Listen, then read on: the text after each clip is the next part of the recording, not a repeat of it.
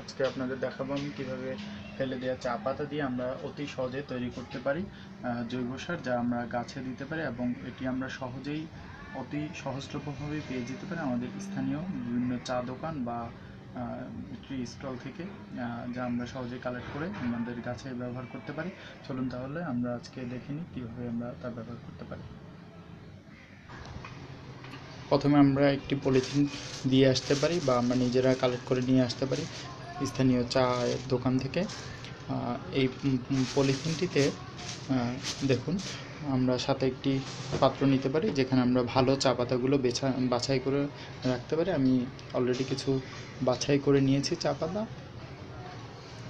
এছাড়া একটি পাত্র রাখবেন যেটিতে আমরা আমাদের উচ্ছিষ্ট অংশ বা ময়লার দ্রব্যগুলো ফেলে দিতে পারি। তো প্রথমে যা করতে হবে, আমাদের চা পাতাগুলো থেকে এভাবে, এই যে দেখুন লেবুর খোসা, এখানে লেবুর খোসা আছে, এগুলো আমরা ফেলে এই পাত্রটিতে ফেলে দিলাম।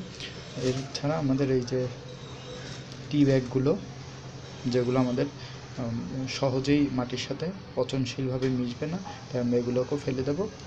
এছাড়া আরও কিছু উচ্ছিষ্ট অংশ আছে যা আমরা সহজেই আলাদা করে, এরপরে যেই অংশগুলো আছে এগুলোতে কিছু পাতা আছে যেগুলো চায়ের সাথে আমরা খেয়ে থাকি, পুদিনা পাতা, এগুলো সমস্যা নেই, এগুলো সার হয়ে যাবে, এগুলো আপনারা দিয়ে দিতে পারেন এখানে।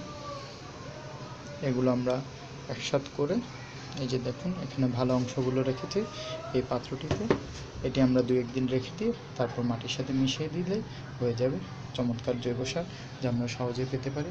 একটি গাছ দেখতে পাচ্ছেন, এটি গাইনোরা, এটি ডায়াবেটিসের জন্য ওষুধ হিসেবে ব্যবহৃত হয়।